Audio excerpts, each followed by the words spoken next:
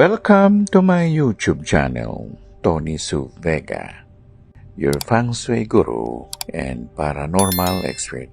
Saan ba inilalagay ang mga retrato ng buhay gaya ng pamilya?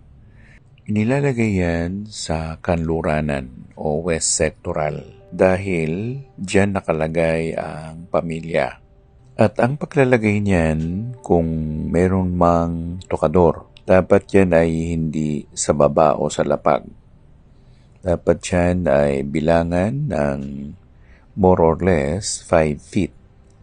At saka doon mo na ilagay o idikit ang mga retrato nila. Ngayon, ang pagsasaayos nito ay gagawaan mo ng aesthetics. Ibig sabihin, magandang tingnan. Yung mga malalaki na mga retrato sa ibaba. Yung mas maliliit sa itaas. Para magmukha siyang balanse.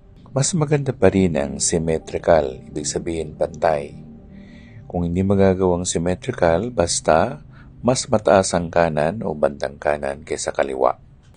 At laging nangunguna ang lolo o lola.